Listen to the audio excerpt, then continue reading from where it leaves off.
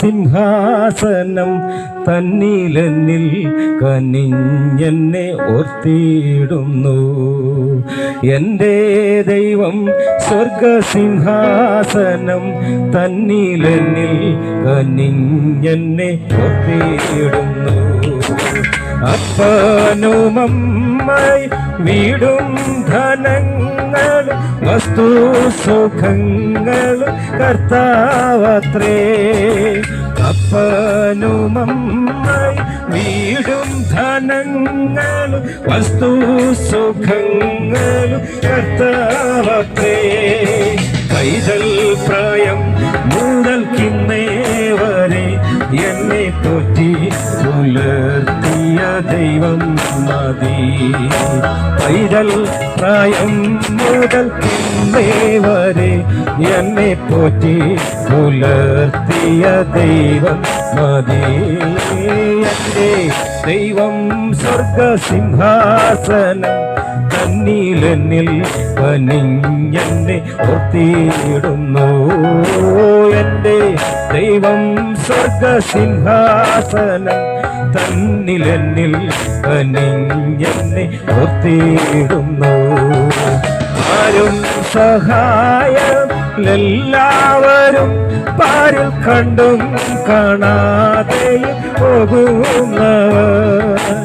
ആരും സഹായമില്ലെല്ലാവരും പാരിൽ കണ്ടും കാണാതെയും പോകുന്നവർ.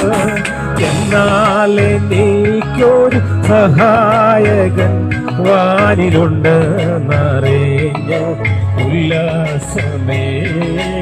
എന്നാൽ എനിക്കൊരു സഹായകൻ വാനിലുണ്ടെന്നറിഞ്ഞ ഉല്ലാസമേ. എൻ്റെ ദൈവം സ്വർഗസിംഹാസനം തന്നിലെന്നിൽ കനിഞ്ഞെന്നെ ഓർത്തിടുന്നു. എൻ്റെ ദൈവം സ്വർഗസിംഹാസനം തന്നിലെന്നിൽ കനിഞ്ഞെന്നെ ഓർത്തിടുന്നു. കരയുന്ന കാക്കയ്ക്കും വയലിലെ റോസയ്ക്കും ഭക്ഷ്യവും ഭംഗിയും നൽകുന്നവൻ.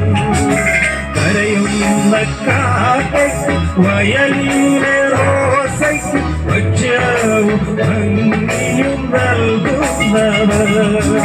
കാട്ടിലെ മൃഗങ്ങൾ കാട്ടിലെ മത്സ്യങ്ങൾ എല്ലാം സർവേശൻ നോക്കിയിടുന്നു. കാട്ടിലെ മൃഗങ്ങൾ കാട്ടിലെ മത്സ്യങ്ങൾ എല്ലാം സർവേശൻ നോക്കിയിടുന്നു. എൻ്റെ ദൈവം സ്വർഗസിംഹാസനം തന്നിലെന്നിൽ കനിഞ്ഞെന്നെ ഓർത്തിടുന്നു. എൻ്റെ ദൈവം സ്വർഗസിംഹാസനം തന്നിലെന്നിൽ കനിഞ്ഞെന്നെ ഓർത്തിടുന്നു. കല്യാണശാലയിൽ എന്നെ വിളിച്ചെന്റെ സന്താപമൊക്കെ നിർത്തിയിടുന്ന. കല്യാണശാലയിൽ എന്നെ വിളിച്ചെന്റെ സന്താപമൊക്കെ തീർത്തിടുന്ന. ശിഖം വരും എന്റെ കാന്തൻ വരും ഉല്ലാസമായി ബഹുകാലം വാഴാം. ശിഖം വരും എന്റെ കാന്തൻ വരും ഉല്ലാസമായി ബഹുകാലം വാഴാം. എൻ്റെ ദൈവം സിംഹാസനം തന്നിലെന്നിൽ കനിഞ്ഞെന്നെ ഓർത്തിടും. എൻ്റെ ദൈവം സ്വർഗസിംഹാസനം തന്നിലെന്നിൽ കനിഞ്ഞെന്നെ ഓർത്തിടുന്നു. എൻ്റെ ദൈവം സ്വർഗസിംഹാസനം തന്നിലെന്നിൽ കനിഞ്ഞെന്നെ ഓർത്തിടുന്നു.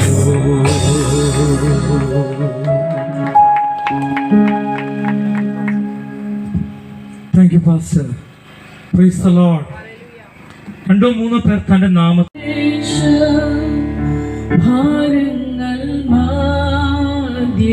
Praise the Lord. Hallelujah. Hallelujah. ഇന്ന് പകലിൽ ഇന്ന് രാത്രി നാം ആയിരിക്കുന്നത് ആരാധനയ്ക്ക് യോഗ്യനായ കർത്താവിന്റെ സന്നിധിയിലാണ്. കർത്താവ് നമ്മോട് ഉറപ്പായും വാഗ്ദത്തം പറഞ്ഞൊരു കാര്യമുണ്ട്. രണ്ടോ മൂന്നോ പേർ കർത്താവിന്റെ നാമത്തിൽ എവിടെ കൂടിയാലും അവരുടെ മധ്യേ കർത്താവ് ഉണ്ടാകുമെന്നുള്ളത്. Praise the Lord. ഇന്ന് രാത്രി എത്ര പേർ വിശ്വസിക്കുന്നു ഇതിന് നടുവിൽ യേശു വന്നിട്ടുണ്ടെന്ന്? ഹല്ലേലൂയ. Price the Lord. നാം ഒന്നിച്ച് ദൈവത്തെ മഹത്വപ്പെടുത്തുമ്പോൾ നാം കർത്താവിന്റെ നാമത്തിൽ ഈ ദേശത്തെ ഈ ഭവനത്തിന്റെ ഈ കോമ്പൗണ്ടിൽ കൂടി വന്നിരിക്കുമ്പോൾ നമ്മൾ മാത്രമല്ല, ഇതിന് നടുവിൽ യേശുവും ഇറങ്ങി വന്നിട്ടുണ്ട്. Price the Lord. അങ്ങനെയെങ്കിൽ അല്പനിമിഷങ്ങൾ നാം കർത്താവിനെ പാടി സ്തുതിക്കാൻ പോകുകയാണ്, കർത്താവിനെ പാടി ആരാധിക്കാൻ പോകുകയാണ്, ദൈവത്തെ അല്പനിമിഷങ്ങളൊന്ന് സ്തുതിക്കാൻ പോകുകയാണ്. ഹല്ലേലൂയ. നാം ഇന്ന് രാത്രി ആരാധിക്കുന്നത് ക്രൂശിൽ നമുക്ക് വേണ്ടി ജയം കൊണ്ടാടിയ യേശുവിനെയാണ്. Praise the lord. ഹല്ലേലൂയ. പരാജയപ്പെട്ടൊരു കർത്താവിനെ അല്ല ഇന്ന് രാത്രി നാം ആരാധിക്കുന്നത്, അവൻ ജയാളിയായ കർത്താവിനെയാ.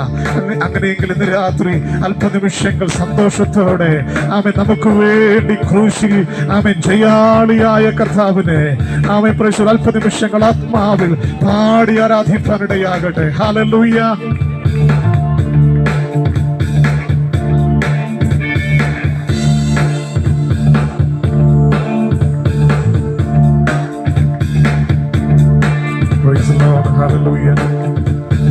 പുകഴ്ത്തിയിടാം യേശുവിനെ, ക്രൂശിലെ ജയാളിയെ.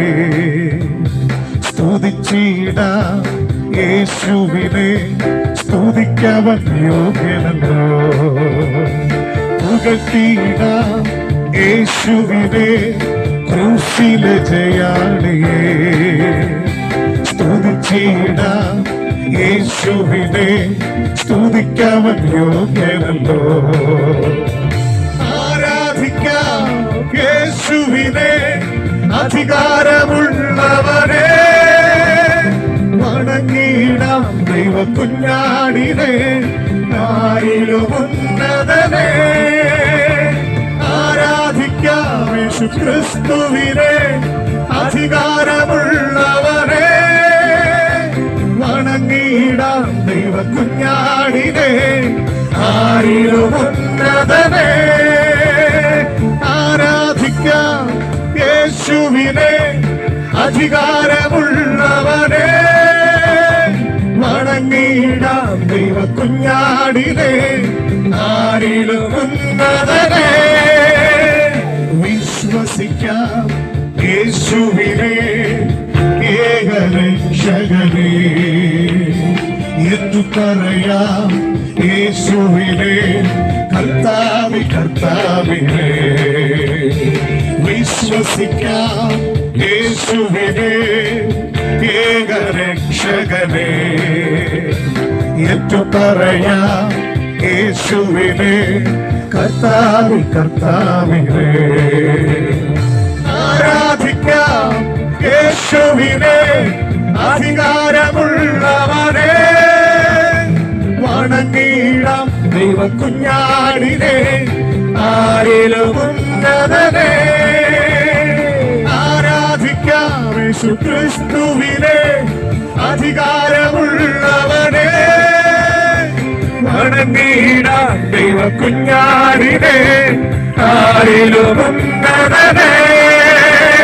സ്നേഹിച്ചിടാം യേശുവിനെ, ഏറ്റവും പ്രിയനായോനെ. സേവിച്ചിടാം യേശുവിനെ, ഇന്നുമെന്നും അനന്യനെ. സ്നേഹിച്ചിടാം യേശുവിനെ, ഏറ്റവും പ്രിയനായോനെ. സേവിച്ചിടാം യേശുവിനെ, ഇന്നുമെന്നും അനന്യനെ. ആരാധിക്കാം യേശുവിനെ, അധികാരമുള്ളവരെ. വണങ്ങിടാം ദൈവ കുഞ്ഞാടിനെ, ആരിലും ഉന്നതനെ.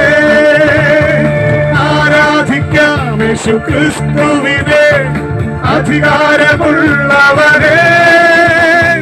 വണങ്ങി ദൈവ കുഞ്ഞാടിനെ ആരിലും ഉന്നതനെ ശ്രീയേശുനാമം അതിശയനാമം ഏഴയെ നിൽക്കുന്ന നാമം ശ്രീയേശുനാമം അതിശയനാമം ഏഴയെ നിൽക്കുന്ന നാമം പാപപരിഹാരാർത്ഥ പാതകരെ തേടി പാരിടത്തിൽ വന്ന നാമം പാപപരിഹാരാർത്ഥ പാതകരെ തേടി പാരിടത്തിൽ വന്ന നാമം പാപമറ്റ ജീവിതത്തിൽ മാതൃകയെ കാട്ടിത്തന്ന പാവനമ പുണ്യനാമം പാപമറ്റ ജീവിതത്തിൽ മാതൃകയെ കാട്ടിത്തന്ന പാവനമ പുണ്യനാമം ഓ ഹല്ലേലൂയ യേശുനാമം അതിശയനാമം ഏഴയെ നിൽക്കുന്ന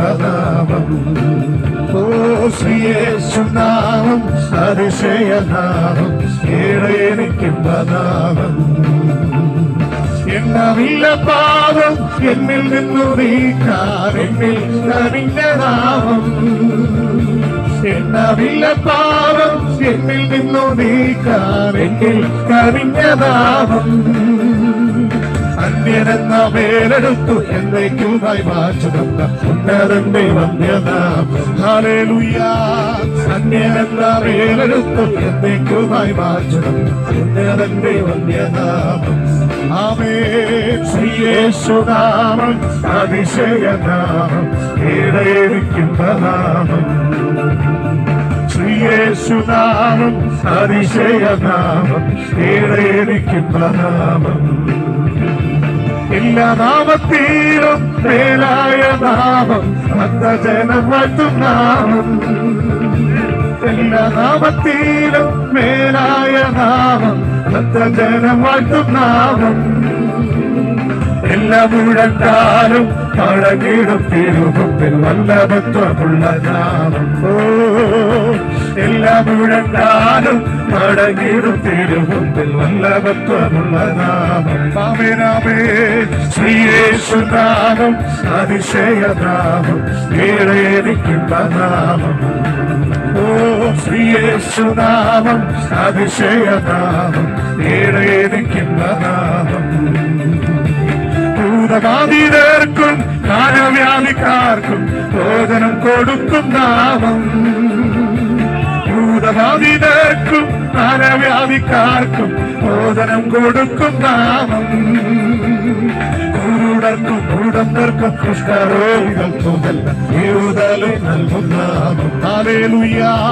കുരുടർക്കും കുടന്തർക്കും കുഷ്ഠരോഗികൾക്കുമെല്ലാം വിടുതലും നൽകും നാമം ഹല്ലേലൂയ ശ്രീയേശുനാമം അതിശയനാമം ഏഴേരിക്കുന്ന നാമം ആമേൻ ശ്രീയേശുനാമം അതിശയനാമം ഏഴേരിക്കുന്ന നാമം നീതിയോടെ രാജ ഭാരമേൽപ്പാൻ ഭൂമി വേഗം വരുന്ന നാമം നീതിയോടെ രാജ ഭാരമേൽപ്പാൻ ഭൂമി വേഗം വരുന്ന നാമം നാടുവാഴികളം തന്റെ സിദ്ധരുമായി സിംഹാസനത്തിൽ വാഴും നാമം നാടുവാഴികളം തന്റെ സിദ്ധരുമായി സിംഹാസനത്തിൽ വാഴും നാമം ഹല്ലേലൂയ ശ്രീയേശുനാമം അതിശയനാമം ഏഴേരിക്കുന്ന നാമം ആമേൻ ശ്രീയേശുനാമം അതിശയനാമം യേശുവിന്റെ സാന്നിധ്യത്തിൽ തിരിച്ചറിഞ്ഞുകൊണ്ട് ഹല്ലേലൂയ ഹല്ലേലൂയ ശ്രീയേശുനാമം അതിശയനാമം ഏഴേരിക്കുന്ന നാമം ശ്രീയേശുനാമം മരണത്തിൽ എനിക്ക് അല്പമെങ്കിലും താല്പര്യമുണ്ടോ? ആ വാക്യം വളരെ നമ്മൾ ശ്രദ്ധിക്കണം. ദുഷ്ടൻ അല്ലെങ്കിൽ പാപിയുടെ മരണത്തിൽ എനിക്ക് അല്പമെങ്കിലും താല്പര്യമുണ്ടോ? അതിൻ്റെ 27-ാം വാക്യത്തിൽ നമ്മൾ കാണുന്നൊരു കാര്യമുണ്ട്. ദുഷ്ടൻ താൻ ചെയ്ത ദുഷ്ടത വിട്ടുതിരിഞ്ഞ് നീതിയും ന്യായവും പ്രവർത്തിക്കുന്നുവെങ്കിൽ അവൻ തന്നെത്താൻ ജീവനോടെ രക്ഷിക്കും. അപ്പോൾ ദൈവത്തിന്റെ ആഗ്രഹം പാപിയായ മനുഷ്യൻ തന്റെ പാപ വഴികളെ വിട്ട് നീതിയോടെ ജീവിക്കണമെന്ന് തന്നെയാണ്. അതിനെ ദൈവത്തിന്റെ വചനം കേൾക്കണം. ദൈവത്തിന്റെ വചനമാണ് ഒരു മനുഷ്യനെ നീതിയിലേക്ക് നടത്തുന്നത്. അതുകൊണ്ടാണ് ഇപ്രകാരം ഒരു ക്രമീകരണം ദൈവത്തിന്റെ കൃപയിൽ ആശ്രയിച്ച് നടത്തുവാനിടയായത്.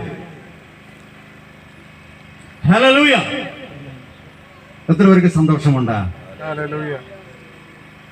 നമുക്ക് ഇന്നത്തെ ചിന്തയ്ക്കായി സങ്കീർത്തനം 34 വാക്യം വായിക്കാം. യഹോവ നല്ലവനെന്ന് രുചിച്ചറിയുവിൻ, അവനെ ശരണം പ്രാപിക്കുന്ന പുരുഷൻ ഭാഗ്യവാൻ.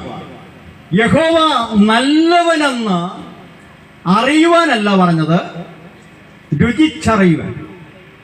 ഇംഗ്ലീഷ് കൊടുത്ത ഇപ്രകാരമാണ്, taste and see that Lord is good. Taste ചെയ്യാനാണ് പറഞ്ഞത്. ഇത് പാടിയ ദൈവത്തിന്റെ ഭക്തനായ ദാവീദ് ഒത്തിരി കഷ്ടത്തിന്റെ അനുഭവത്തിൽ കൂടെ കടന്നുപോയ വ്യക്തിയാണ്. ജീവിതത്തിൽ ഒത്തിരി പ്രയാസങ്ങൾ അനുഭവിച്ച വ്യക്തിയാണ്. അവിടെയെല്ലാം ദൈവത്തിന്റെ കരം തനിക്ക് അനുകൂലമായി വെളിപ്പെട്ടു. മരണത്തിലേക്ക് പോകാമായിരുന്ന സാഹചര്യങ്ങളിൽ സ്വർഗത്തിലെ ദൈവം അവനെ സൂക്ഷിപ്പാനിടയായി. തന്റെ ജീവിതത്തിന്റെ അനുഭവത്തിന്റെ വെളിച്ചത്തിലാണ് താൻ പാടിയത്, ദൈവം എത്ര നല്ലവനെന്ന് രുചിച്ചറിയുവീൻ. ഹല്ലേലൂയ! ദൈവം എത്ര നല്ലവനെന്ന് രുചിച്ചറിഞ്ഞ ദൈവ മക്കളാണ് എന്റെ മുൻപിൽ ഇരിക്കുന്നത് എന്ന് ഞാൻ ഹല്ലേലൂയ വ്യക്തമായി തിരിച്ചറിയുന്നു. അവരെ ഓർത്ത് ഞാൻ ദൈവത്തിന് സ്തോത്രം ചെയ്യുന്നു. ഒത്തിരി വിഷയങ്ങളും പ്രതിസന്ധികളും രോഗങ്ങളും ഒത്തിരി വന്നുവെങ്കിലും അവിടെയെല്ലാം തളർന്നു പോകാതെ നമ്മളെല്ലാം ഇതുവരെയും താങ്ങി നടത്തിയ ഒരു നല്ല ദൈവം നമ്മുടെ കൂടെയുണ്ട്. ആ ദൈവത്തെ കരങ്ങൾ ഉയർത്തി ദൈവത്തിന് സ്തോത്രം ചെയ്താട്ടെ. ഹല്ലേലൂയ! അപ്പൊ നമ്മുടെ ജീവിതത്തിൽ ദൈവം നല്ലവനെന്ന് നമ്മളെ രുചിച്ചറിയും. ഈ ദേശത്തിലെ എല്ലാ പ്രിയപ്പെട്ടവരും തിരിച്ചറിയണം, ദൈവം നല്ലവനാണ്. കുറെ ബുദ്ധിപരമായ അറിവല്ല, പലർക്കും ബുദ്ധിപരമായ അറിവാണ്. ദൈവം നല്ലവനെന്നറിയാം, ദൈവം സ്നേഹിക്കുന്നവനാണെന്നറിയാം, കരുതുന്നവനാണെന്നറിയാം, പരിപാലിക്കുന്നവനാണെന്നറിയാം, സൗഖ്യമാക്കുന്നവനെന്നറിയാം. എന്നാൽ ആ ബുദ്ധിപരമായ അറിവ് കൊണ്ട് ഒരു കാര്യവുമില്ല. അറിഞ്ഞ അറിവിനെ ജീവിതത്തിൽ അനുഭവമാക്കണം. അനുഗ്രഹിക്കപ്പെട്ട സാക്ഷ്യങ്ങൾ ഏലിയാസ് ബ്രദറിൽ നിന്നും ഷാജി പത്രോസ് ദേവദാസിന് കേൾപ്പാനിടയായി. അവരിൽ കൂടെ നമുക്ക് മനസ്സിലായ കാര്യം എന്താണ്? അവര് വിടുവിച്ച ഈ ദൈവമായി നല്ലൊരു ബന്ധമുണ്ടാകണം.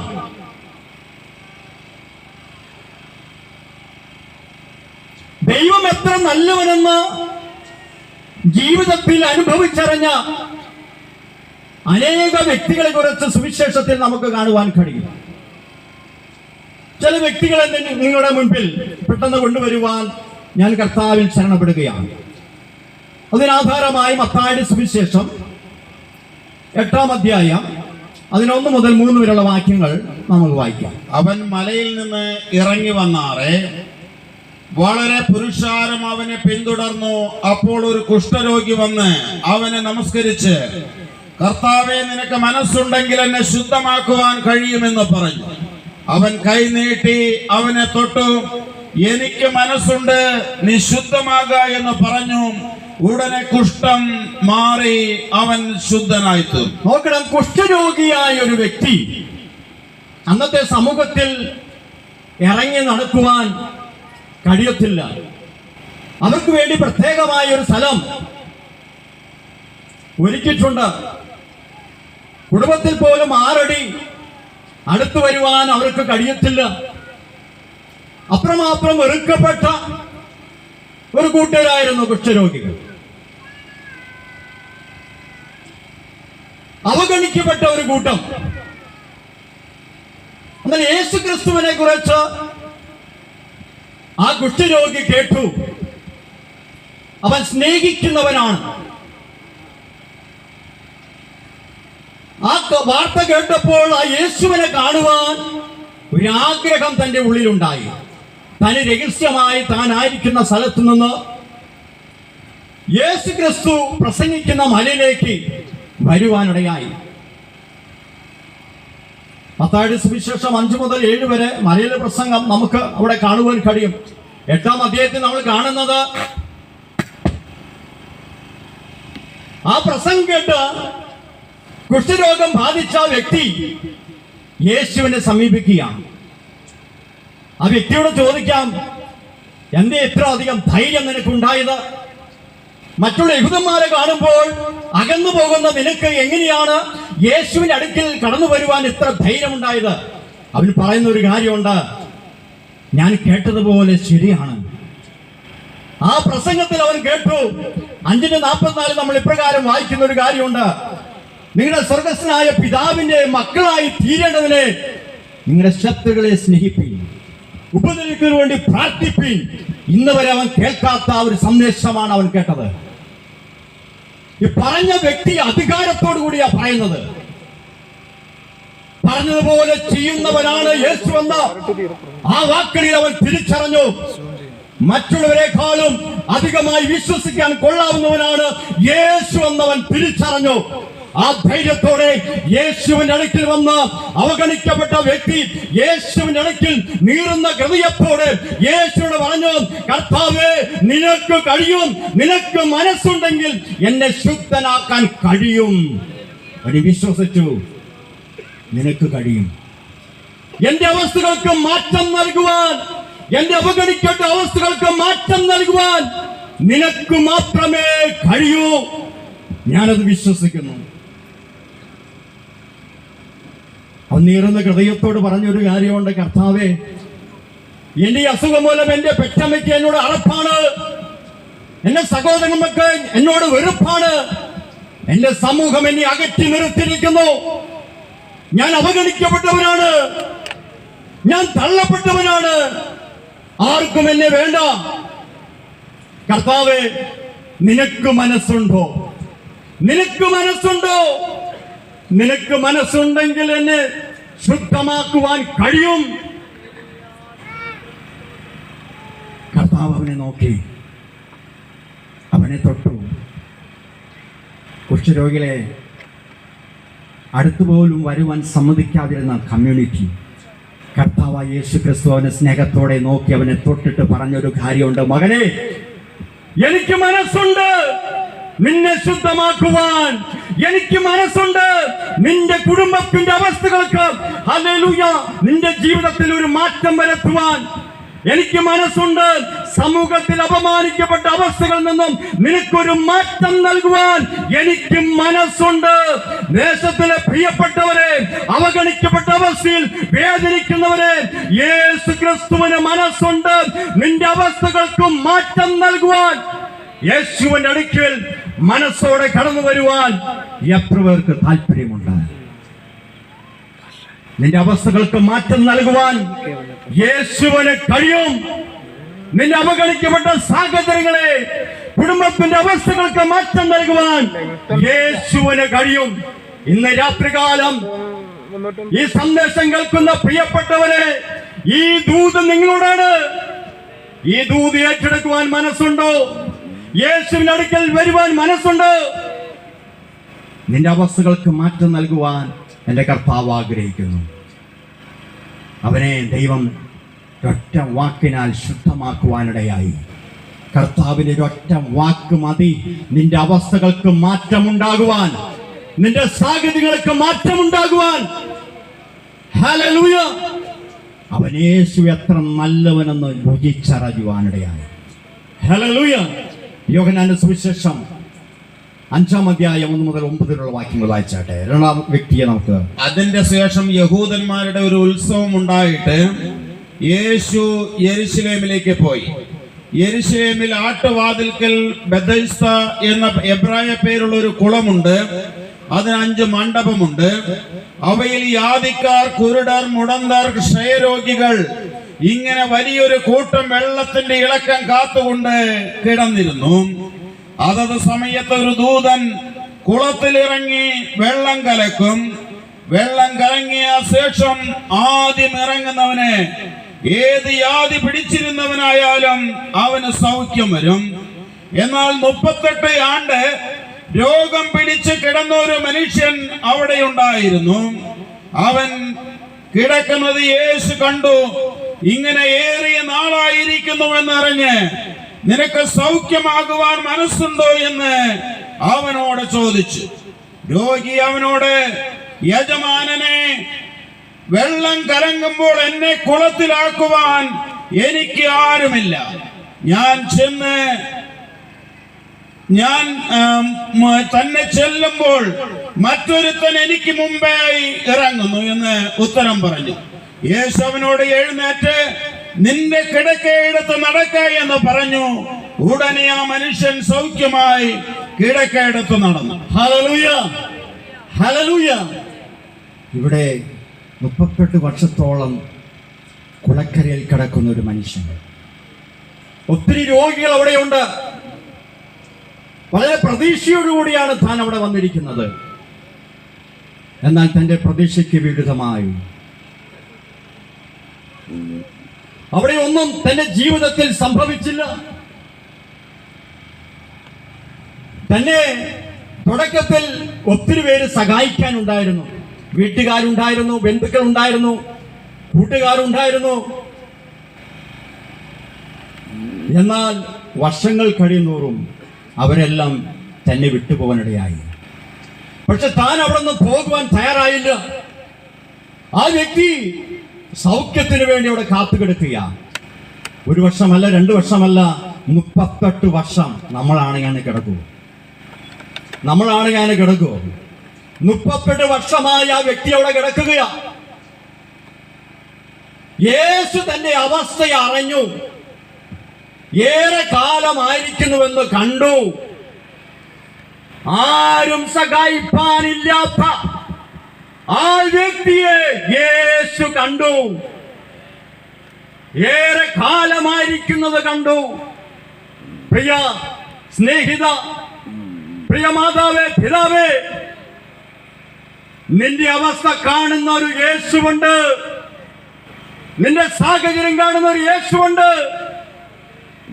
നിന്നെ ആരും സഹായിപ്പാനില്ലാത്ത ആ സാഹചര്യം അറിയുന്ന ഒരു യേശുവുണ്ട്. നിന്റെ സങ്കടം അറിയുന്ന ഒരു യേശുവുണ്ട്.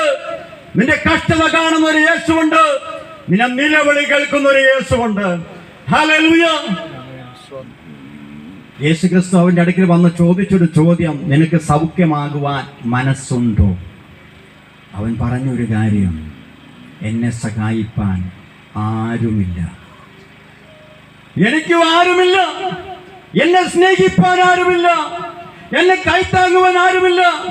ഒത്തിരി കുടുംബത്തിന് വേണ്ടി ഞാൻ അധ്വാനിച്ചതാ. എന്റെ മക്കൾക്ക് വേണ്ടി ഞാൻ അധ്വാനിച്ചതാ. ഇപ്പോൾ ഈ അസുഖം വന്നപ്പോൾ, തളർന്ന ഈ അനുഭവത്തിൽ ഞാൻ കടന്നു പോകുമ്പോൾ എന്നെ ആർക്കും വേണ്ട. എന്നെ സഹായിപ്പാൻ ആരുമില്ല. വളരെ ഹൃദയം നുറുക്കത്തോടെ അവന് വിലപിക്കുകയാണ്. ദൈവവചനം പറയുന്നു, സങ്കീർത്തനം 34:18, ഹൃദയം നുറുങ്ങിയവർക്ക് യഹോവ സമീപസ്ഥൻ, മനസ്സ് തകർന്നവരെ അവൻ രക്ഷിക്കുന്ന ദൈവമാണ്. പ്രിയ സഹോദര, പ്രിയ സഹോദരി, പ്രിയ മാതാവേ, പിതാവേ, നിന്നെ ആരും സഹായിക്കാനില്ല എന്ന് പറഞ്ഞ് നീ ഭാരപ്പെടേണ്ട എന്ന് കർത്താവ് യേശുക്രിസ്തു നിന്നോട് പറയുന്നു. നിന്നെ സഹായിപ്പാൻ ഞാനുണ്ട്. ഹല്ലേലൂയ. യേശു പറയുന്നു, ഞാനുണ്ട് മോനെ. ഹല്ലേലൂയ. നിന്റെ അവസ്ഥ ഞാൻ അറിയുന്നു. നിന്റെ സാഹചര്യം മാറ്റുവാൻ ഞാൻ ആഗ്രഹിക്കുന്നു. നീ എന്താണ് ചെയ്യേണ്ടത്? ഞാൻ പറയുന്ന എന്റെ വചനങ്ങൾ ഏറ്റെടുപ്പാൻ നിനക്ക് മനസ്സുണ്ടോ? നിന്റെ സാഹചര്യം നോക്കണ്ട, അവസ്ഥ നോക്കണ്ട, ആരുമില്ല എന്ന് പരാതി പറയണ്ട. ഞാൻ പറയുന്ന വചനം ഏറ്റെടുക്കുവാൻ നിനക്ക് മനസ്സുണ്ടെങ്കിൽ 38 വർഷത്തെ വിഷയം ഒരു നിമിഷം കൊണ്ട് മാറ്റുവാൻ ഞാൻ ശക്തനാണ്. ഹല്ലേലൂയ. അവന് 38 വർഷത്തെ വിഷയമാണെങ്കിലും കർത്താവിന് അതൊരൊറ്റ നിമിഷം കൊണ്ട് മാറ്റം വരുത്തുവാൻ കഴിയും. മാറ്റം വരുത്തിയ ദൈവത്തിന്റെ മക്കളാണ് വിവിധ വിഷയങ്ങളിൽ പ്രതിസന്ധികൾ കൂടി കടന്നുപോയ നമ്മളെ ഒരു നിമിഷത്താൽ ദൈവം അത്ഭുതകരമായി വിടുവിച്ച ആ ദൈവത്തിന്റെ സ്നേഹത്തെ ഓർത്ത് കരങ്ങളോർത്തി ദൈവത്തിന് സ്തോത്രം ചെയ്താട്ടെ. ഹല്ലേലൂയ. പിശാചിന്റെ അധികാരത്തിൽ കിടന്നവരായിരുന്നു നമ്മൾ. എന്നാൽ കൃപയാൽ കർത്താവ് നമ്മളെ വെടിവിപ്പാനിടയായി. ആരും സഹായിപ്പാനില്ല ആ വ്യക്തിയെ കർത്താവ് ഒരു നിമിഷം കൊണ്ട് സൗഖ്യമാക്കുവാനിടയായി. യേശു എത്ര നല്ലവനെന്ന് അവൻ തന്റെ ജീവിതത്തിൽ രുചിച്ചറിയുവാനിടയായി. നമുക്ക് അടുത്ത വ്യക്തിയെ നോക്കാം. മാർക്കോസിന് സുവിശേഷം 5-ാം അധ്യായം 1 മുതൽ താഴോട്ട് വായിച്ചട്ടെ. അവർ കടലിന്റെ അക്കരെ ഗദരദേശത്ത് എത്തി. പടകിൽ നിന്ന് ഇറങ്ങിയ ഉടനെ അശുദ്ധാത്മാവുള്ള ഒരു മനുഷ്യൻ കല്ലറകളിൽ നിന്ന് വന്ന് അവനെ എതിരേറ്റു. അവന്റെ പാർപ്പ് കല്ലറകളിലായിരുന്നു. ആർക്കും അവനെ ചെങ്ങല കൊണ്ട് പോലും ബന്ധിച്ചുകൂടാഞ്ഞു.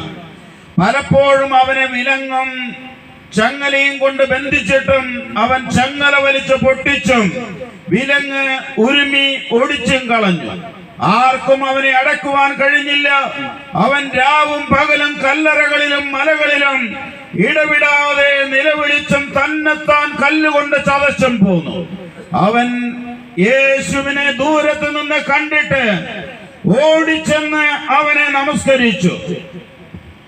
ഇവിടെ നമുക്ക് കാണുവാൻ കഴിയുന്ന ഒരു കാര്യം, ഭൂതം ബാധിച്ച ഒരു വ്യക്തി, മാനസിക നില തെറ്റിയ ഒരു വ്യക്തി, ഭൂതം അവന്റെ മാനസിക തലത്തെ ബന്ധിക്കുവാനിടയായി. 6000 ഭൂതം അവനെ ബാധിച്ചു. ആർക്കും കീഴടങ്ങാത്ത ഒരു സ്വഭാവത്തിന് ഉടമയായിരുന്നു.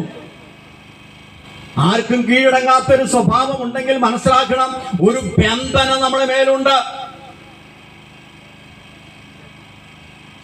മാത്രമല്ല അവനെ കുറിച്ച് പറഞ്ഞിരിക്കുന്നത് അവൻ നഗ്നനായിരുന്നു എന്നാണ്. 6000 ഭൂതമുള്ളവൻ നഗ്നനായിരുന്നു. അപ്പോൾ അർദ്ധനഗ്നനാണെങ്കിൽ 3000 ഭൂതം ഉണ്ടാകാം. അതിന് താഴെയാണെങ്കിൽ ഒരു 1500 നമുക്ക് കൂട്ടാം. കഴിഞ്ഞില്ല. അവനൊരു ലക്ഷ്യമില്ലായിരുന്നു. മലകളിലും കാടുകളിലും അലഞ്ഞു തിരിയുന്ന ഒരു അനുഭവം.